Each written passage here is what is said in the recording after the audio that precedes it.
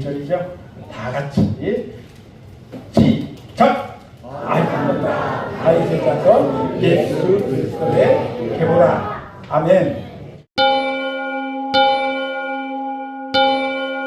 저번 주에 우리는 족보에 대해서 알아봤어요. 족보에 구약에 족보가 5군데가 나와요.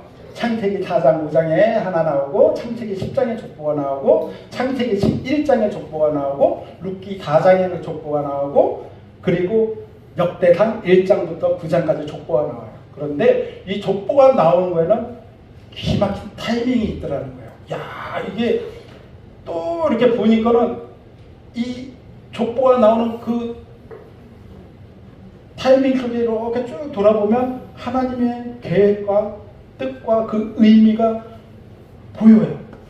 족보에는 타이밍이 있는데 거기에 보면 하나님이 복을 주세요. 하나님이 복을 주시고, 그러면 그 복 속에서 하나님이 약속을 해요. 내가 너희들에게 복을 줄게. 너의 이 복 가지고 생육하고 정복하고 잘 다스리면서 마음껏 누려라. 그러면서 그 복을 주시면은 그 복이 점점 사람들이 거기서 다스리면서 살다가 보면 결국은 어떻게 되냐면 내가 한 줄 알아요. 그 복이 내가 잘해서 내가 잘 되는 줄 알고 사람들은 점점 하나님을 잊어가요. 그러면은 어떻게 됩니까? 죄에 타락하게 돼요. 그렇게 타락의 과정에 이렇게 가면 하나님께서 그 분노와 진노 속에 반드시 그 죄는 심판을 하세요. 그 심판하는 이 과정에서 딱 끝나는 게 아니라 어느 한 사람을 통해서 새로운 언약을 부어줘요. 이것을 고급진 용어로 뭐라고 하냐면은 언약 자손의 보호 성취라고 하는 거예요. 하나님이 선택한 사람들은 반드시 내가 보호하고 내가 이끌어 간다는 거예요. 아담의 족보에서는 셋을 통하여서 족보가 나오는 거고요. 그 다음에 셈의 족보, 노아의 족보에서는 셈을 통하여서 그 언약이 이어지고요.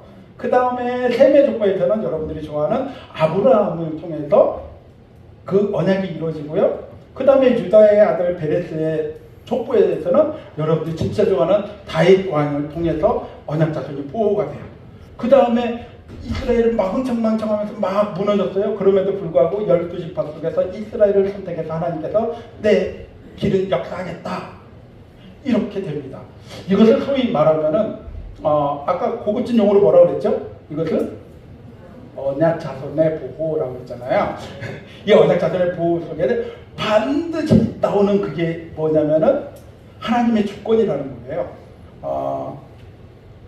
이 족보 속에 보면 신실하신 하나님께서 그 노아의 방주 속에서 그 물의 그 상황에서 다 죽어 마땅한데도 신실하신 하나님이 노아를 통해서 이끌어 가시고, 그 다음에 이스라엘이 풍지박산나고 없어질 그 나라를 자비하신 하나님께서 이스라엘을 다시 회복시켜서 이끌어 나가시고, 그런 모든 것들이 하나님의 주권 속에 있다는 거예요. 여러분들이 이곳에 모인 게 내가 원해서 온 거예요? 하나님이 보내서 오신 거예요?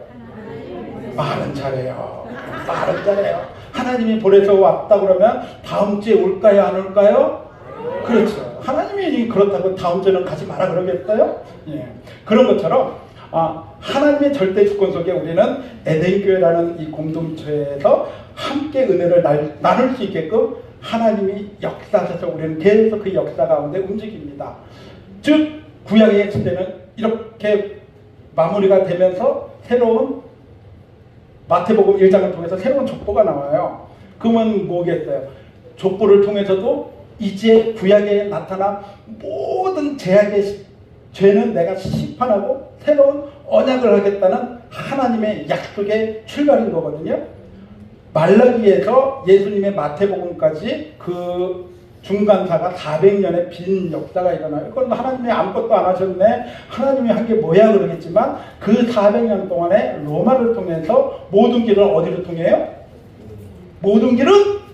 그렇죠. 로마로 통하게끔, 복음이 전해질 로마로 통하게끔 길을 만드시고, 그 다음에 성경이 이제 히브리어가 점점 나라가 힘이 없어지니까 없어질 상황에 헬라어로 다시 성경이 번역되게끔 77년에 통해서 성경이 번역돼서 많은 사람이 가게끔 그 400년의 역사 속에서 하나님이 하나님의 일을 하신 거예요. 그리고 예수님을 보내서 이제는 됐다. 이제는 예수로 내가 시작하겠다라는 거예요. 우리는 그렇게 하나님께서 보내주신 예수를 통해서 새 힘을 얻고 나가야 되는데 우리는 그 예수님을 통해서 힘을 얻고 나가는 것보다는 자꾸 환경 탓을 합니다. 내가 안 되는 거는 내가 돈이 없어서 그래. 내가 안 되는 거는 나는 흙수저라 그래. 내가 안 되는 거는 갑자기 제가 까먹었어요. 이거 뭔지 아세요? 이거 뒤에서 길게 하네. 길게. 여러분들 그래서 길게 한다고 제가 재미없게 하겠습니까? 여러분들 좋은 거는 제가 절대 못 봅니다. 걱정하지 마십시오. 거기에서 우리는 무조건 환경탁을 나는 돈만 있으면 다 될 것 같아요. 나 우리 부모만 잘 만나도 될 것 같아요. 내가 학벌만 좋아도 내가 이 초등학교도 못 나면 난 천주교 돼야지. 그런 사람들은 그런 환경 탓을 합니다. 근데 그거 아니라는 거예요. 그거는 너 그거 아니다. 네 죄 때문이다 라고 성경에 정확하게 나왔죠. 예레미야 2장 13절 말씀이죠. 예레미야 2장 13절 말씀에 내 백성이 두 가지 악을 행했대요. 하나님의 백성들이 두 가지 악을 행했는데 그 첫 번째는 뭐냐? 그들이 생수의 근원이 되는 나를 버렸대요. 생수의 근원이 누구예요? 하나님이죠. 생수의 근원, 마르지 않는 그 샘물과 같은 예수 그리스도 하나님, 여호와 하나님을 네가 나를 버렸기 때문에 이렇게 된 거야. 그게 죄라는 거예요. 그리고 더 무서운 거는 스스로 웅덩이를 파요. 스스로 웅덩이를 파서 거기에서 물이 나오는 것 같아요. 내 힘을 다해서 맨손으로 흙을 막 파요. 그러면은 습기가 물이 나와요? 안 나와요? 나와요. 그러면 와 이건 진짜 내가 웅덩이에 이제 물을 채울 수 있을 것 같아요? 아니요. 해만 뜨면 그거는 말라 없어져 버려요. 아무리 내가 사업에 성공하고 돈을 잘 벌고 학벌이 좋고 금수저라 할지라도 전쟁 한번 나면 끝납니다. 아둥바둥 해봐야 하나님의 해 한번 바짝 치면은 우리의 힘으로는 될 수 있는 게 아무것도 없거든요. 근데 우리는 자꾸 거기에서 해면 어둠바둥 한다는 거예요. 더 쉽게 설명해볼게요. 더 쉽게. 혹시 이거 도표 되나요? 하나씩? 우리는요. 나는 하나님과 연합되어 있을 때 완전하고 안전해요. 하나님과 나가 연합해 있을 때 돈이 있어도 내가 이거는 나의 목적이 아니기 때문에 돈이 없어도 살아갈 수 있어요. 일이 없어도 있어도 내가 이게 목적이 아니기 때문에 하나님이 나와 함께 계신다면 있다면 얘가 자꾸 깜짝이야. 일 때문에 아둥바둥해도 하나님과 연합되어 있을 때 내가 일 때문에 목숨 걸지 않아요. 내 가정을 이뤄서 내 자녀를 내 가정이 아무 때문에 좋죠. 근데 그게 뜻대로 되나요? 자녀가 내 뜻대로 안 되죠. 저는 내 뜻대로 돼요. 저는 내 뜻대로 됩니다. 근데 보면 다른 집 보면 이렇게 아이들이 또 와이프가 남편이 내 뜻대로 돼요? 절대 안 되잖아요. 그런데 그 속에서도 내가 여호와 하나님을 붙잡고 갈 수 있기 때문에 살 수 있다는 거예요. 건강도 마찬가지예요. 건강도 내가 건강이 무너지고 만약에 힘들다 할지라도 내가 여호와 하나님과 연합되어 있을 때는 그게 나한테 걸림돌이 되지 않습니다. 그런데 어느 날 하나님이 없어져요. 하나님을 멀리해요. 그러니까 나한테는 뭐가 하나님이 돼요? 내 공허한 마음에 하나님이 없어지니까 그 마음에 뭘로 채워야 돼요? 뭘로 채워요? 돈으로 채워야 돼요. 열심히 해서 나 돈이 있어야 돼요. 근데 돈만 있으면 될 것 같아. 그렇게 아둥바둥하지만 돈이 있다가도 없어지고 없다가도 생기는 게 돈인데 그거를 우리는 자꾸 잊어버리고 돈만을 따라갑니다. 제 인생이 그랬어요. 돈만 따라가다가 결국은 빚대고 빚지면서 어떻게 돼요? 전화 오면 막 겁나잖아요. 막 전화 오면 야 이거 어떻게 막 여러분들은 안 느껴봤으면 몰라. 내가 먼저 물어봐요. 빚이 있어요? 없어요? 그러면 빚이 없다 그러면 너무 부러워요. 빚 없으면 성공한 거예요. 그런데 그 돈에 아둥바둥하면서 내가 돈을 하나님처럼 섬겼다가 돈이 없어지면 어떻게 해요? 그냥 이까짓 거 그냥 살아서 뭐하나 그냥 안 좋은 생각을 하고 이 일 같은 경우도 일이 전부 일 중독에 걸리지만 하나님이 없으니까 일이 내 마음속에 일로 채워요. 자녀를 내 명예로 세요. 내 자녀가 내 면류관이에요. 가정이 내 면류관이에요. 화목한 가정, 남들한테 보기 좋게 화목한 가정이 꿈꾸는 그 가정이 무너졌을 때 허탈감, 건강이 무너졌을 때 허탈감, 하나님이 없을 때 이 모든 것들은 죄가 된다는 거예요. 죄. 예레미야에서 얘기한 생명의 근원이 되는 나를 버렸다. 생명의 근원이 나를 버리니까 결국은 너네들이 돈 따라가고 일 따라가고 네가 사랑하는 자녀 따라가고 건강 따라가지 않느냐. 항상 우리 그리스도인들은 하나님과 연합되어서 가야 된다는 거예요. 그런데 그 어둠바둥 하나님을 잊고 있을 때 예수님이라는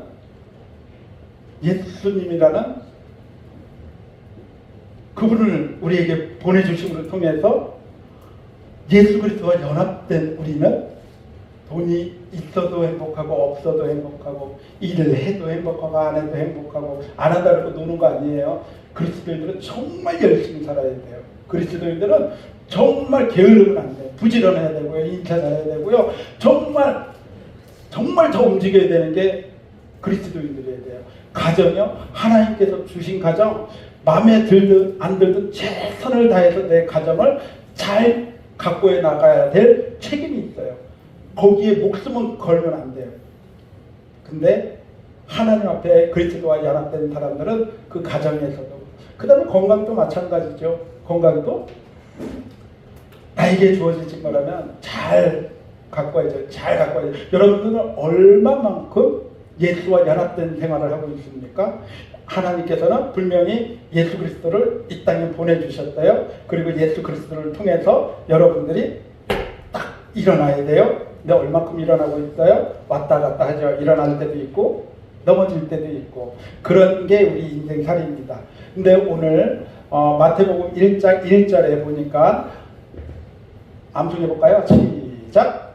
아브라함과 다윗의 son 마태복음 1장 1절 시작! 아브라함과 다윗의 son 예수 그리스도의 계보라. 그러면 예수님부터 아브라함 때까지 그러니까 시작이 돼요. 물론 누가복음에는 아담까지가 나와요.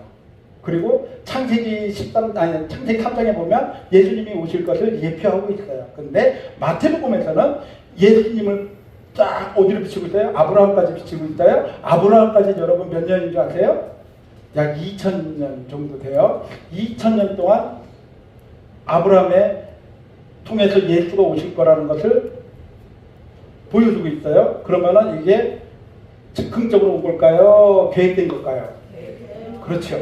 2000년 전에 하나님께서는 분명히 준비하시고 계획하시고 그래서 보내주셔서 시작하신 게 바로 예수다라는 것을 마태는 이야기하고 싶은 거예요. 여러분들 스페인 가보신 분? 스페인. 바르셀로나 가보세요. 바르셀로나. 야, 거기에 가우디 성당 거기 보이죠?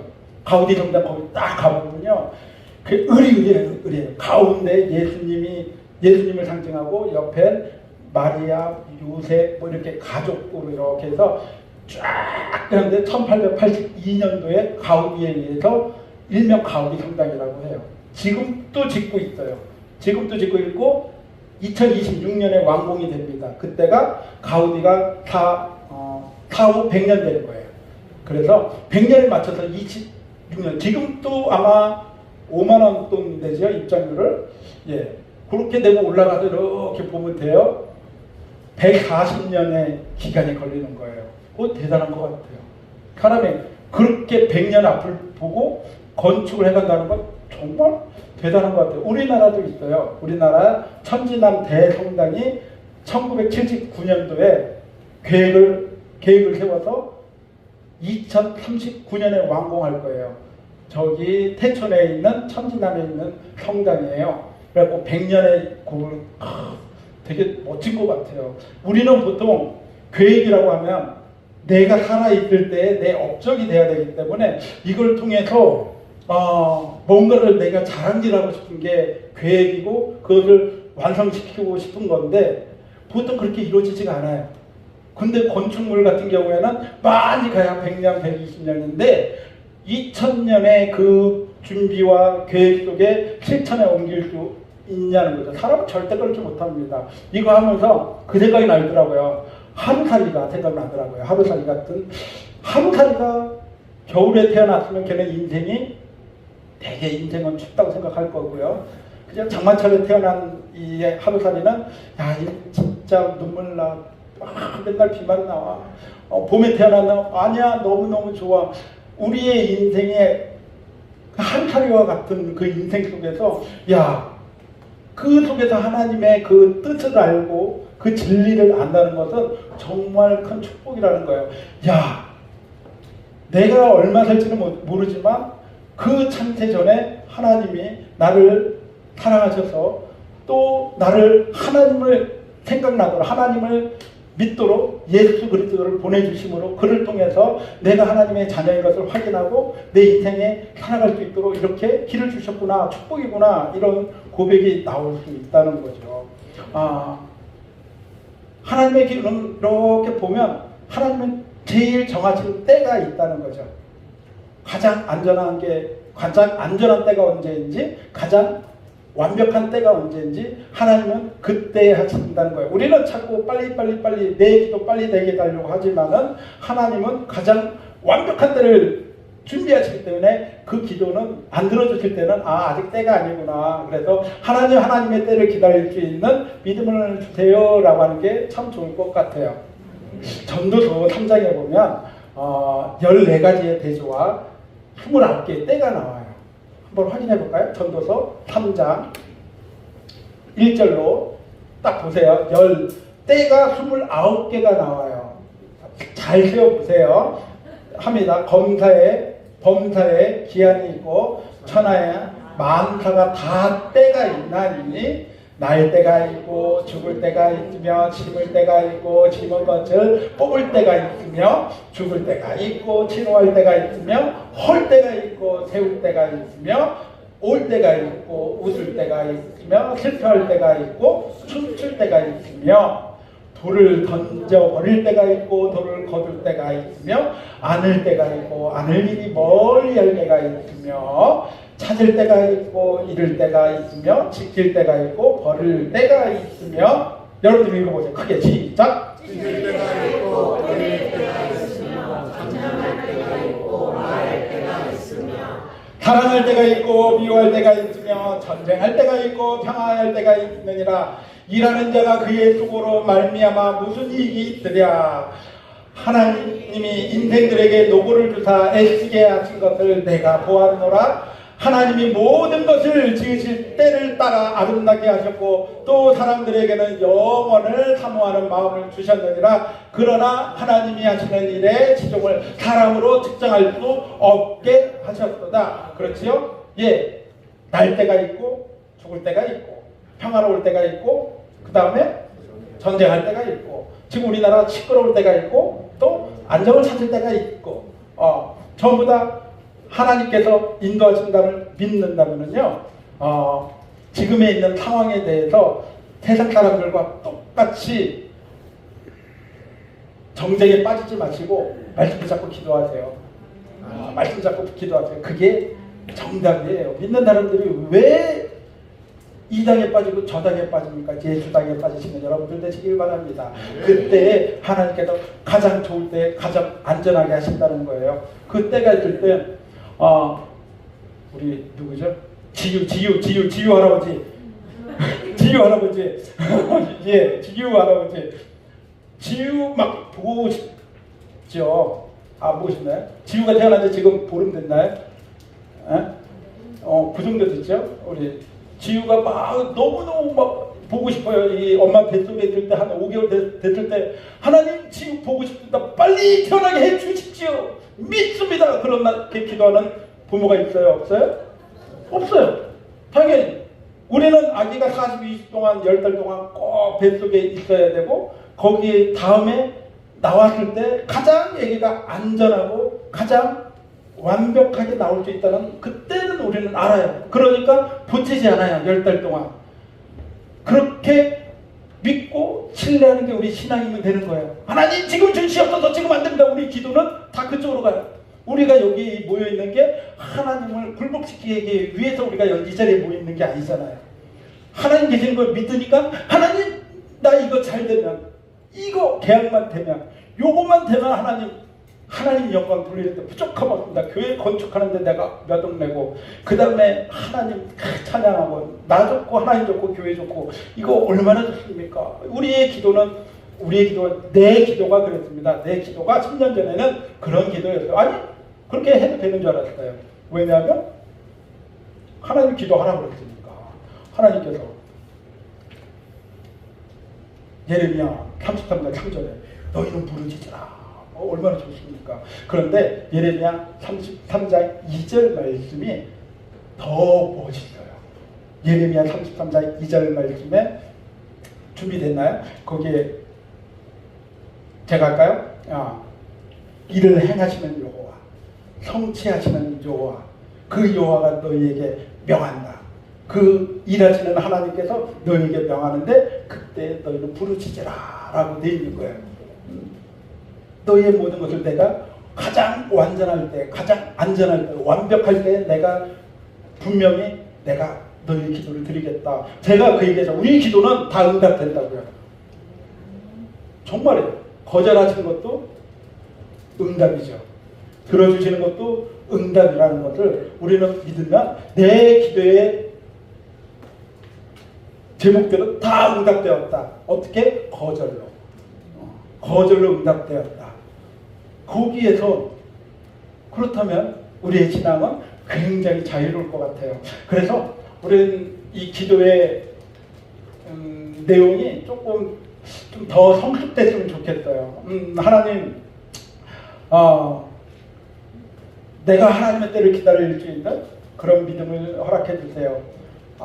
많이 나 진짜 다급하고 또 힘들고 어렵고 진짜 지금 당장 내가 하나님의 그 고백을 응답이 있어야 되지만 이제는 하나님의 그때를 내가 기다릴 수 있는 성숙한 신앙으로 하나님 그 믿음 내게 주세요 라고 그런 기도를 할 때 우리의 신앙생활이 더욱더 자유로울 것 같아요. 너무 아둥바둥하는 신앙생활에서 조금 더 여유를 갖고 나보다 나를 더 잘하시는 말로만 그렇게 고백하는 게 아니라 정말 우리 삶 속에서 내가 느꼈으면 좋겠어요. 빌립보서 1장 6절인가요? 너희 안에 착하신 일을 시작하신 이가 반드시 끝날 때까지 이룬대요. 그러면 그런 생각을 해요. 여러분들 제가 아까 얘기한 예수 그리스도와 연합된다는 생활이 어떤 거예요? 예수 그리스도 하나님과 연합된 생활을 어떻게 하나님과 연합된 생활이고 예수 그리스도와 연합된 생활이 여러분들 도대체 뭐예요? 여기서 끝나면 여러분들 진짜 뜬구름 잡는 말씀 듣고 가는 거거든요. 그 어떤 게 진짜 우리는 그리스도와 연합된 생활일까? 뭐 성경 공부 열심히 하면 될까요? 기도 열심히 하면 될까요? 아니면 착한 일 많이 하면 될까요? 어떤 게 그리스도와 연합된 생활일까요? 여러분들의 삶 속에 말씀이 기억이 나야 돼요. 말씀이 기억났을 때 내 행동이 그 행동으로 가게 돼요. 이재철 목사님이 아주 좋은 말씀 책이 생각나는데 우리가 성경 공부하고 우리가 기도하는 까닭은 그리스도인으로서 생각하는 그리스도인이 되기 위해서다라는 말이 굉장히 공감이 가요.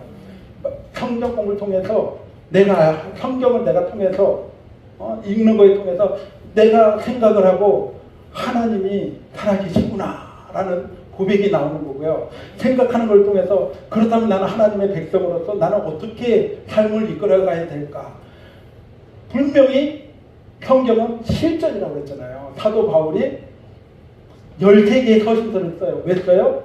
너희들이 세상에 나가서 어떻게 교회다운 모습을 보여줘야 될지, 신앙생활을 어떻게 해야 될지, 안에서 니네가 성경 공부를 하는 게 아니라 성경을 통해서 니네들이 나가서 어떻게 그리스도의 삶을 살 것인지를 보여줘라. 그게 사도 바울이 영적으로 무장시키고 양육시키고 투쟁하게끔 사도 바울은 그렇게 우리를 향해서 쓰고 있는 거예요. 그게 여러분들이 말씀을 통해서 되기 때문에 여러분들 말씀 많이 읽으시고 좋은 설교도 많이 들으시고 우리 정장로님이 쇼츠를 1분짜리 착착 올리잖아. 2분 요거 하나 올리려면 그거 긴 강의를 한 5번 이상은 봐야 그거를 1분짜리를 쪼개요.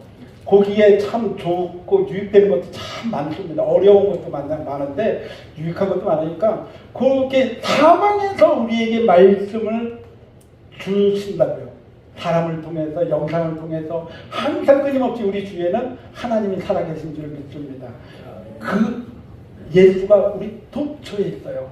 여러분들 다음에 이제 결론은 내겠지만 오늘 우리는 예수 그리스도를 예수님께서 보내주신 그 이유는 여러분 때문이에요. 나 때문이에요. 그거 믿고 여러분들 일주일 동안 또 올 한 해 고생 많으셨고 2025년도는 더 예수에 힘입어서 승리하시는 여러분들 되시길 바랍니다.